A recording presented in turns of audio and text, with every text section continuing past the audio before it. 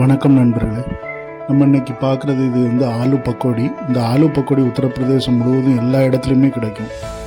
எங்கே போனாலும் நீங்கள் உத்தரப்பிரதேச மாநிலத்துக்கு போயாச்சுன்னா இந்த ஆலு பக்கோடி வந்து கிடைக்குங்க. இந்த ஆலு பக்கோடி வந்து ரோடு சைடில் நமக்கு ஊரில் எப்படி வடை முறுக்கு இதெல்லாம் வச்சுருக்குறாங்களோ விற்கிறாங்களோ அதே மாதிரியான விற்பாங்க. எங்கே பார்த்தாலும் கிடைக்குங்க. 10 ரூபாய்க்கு கூட நம்ம வாங்கி சாப்பிட்றலாம். ஆனால் அவங்க என்ன ஆயிலில் யூஸ் பண்ணுறாங்க, எப்படி யூஸ் பண்ணுறாங்க அதெல்லாம் வந்து நமக்கு வந்து ஒன்றும் தெரியாது.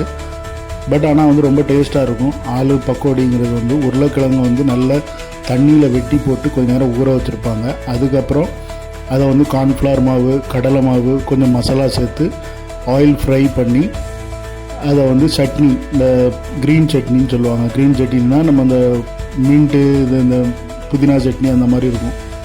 ஸோ அதை வச்சு சாப்பிடுவாங்க. அதான் இங்கே ஹேபிட்டாக இருக்குது. நம்ம எந்த இடத்துக்கு போனாலும் சரி, இப்போ நம்ம மெயினாக நான் சொல்கிறது வந்து உத்தரப்பிரதேசம், முராதாபாத், காசியாபாத், இங்கே எந்த சைடு அந்த டெல்லி பக்கத்தில் டெல்லியில் இருக்கக்கூடிய எல்லா இடத்துலையுமே இந்த ஆலு பக்கோடி வந்து கிடைக்கும். ஆலு பக்கோடி ஒரு நல்ல உணவு தான். நான் அதிகமாக எதுவுமே அளவுக்கு அதிகமாக போகும்போது தான் நல்லா இருக்காது. மற்றபடி இது ரொம்பவே டேஸ்ட் நல்லா தான் இருக்கும். ரோடு சைடில் கூட வாங்கி சாப்பிட்லாம், ஒன்றும் செய்யாது. ஏன்னா அளவாக வாங்கி சாப்பிட்ணும். ஏன்னா நமக்கு வந்து ஆலு வந்து ரொம்ப டேஸ்ட்டாகவே இருக்கும். அது கடலை மாவு இதெல்லாம் சேர்ந்து ஒரு பஜ்ஜி மாதிரி இருக்கும். நான் பஜ்ஜின்னு சொல்ல முடியாது எக்ஸாக்டாக. இது வந்து ஒரு ஃப்ரை ஐட்டம், நல்லா ஃப்ரை பண்ணியிருப்பாங்க.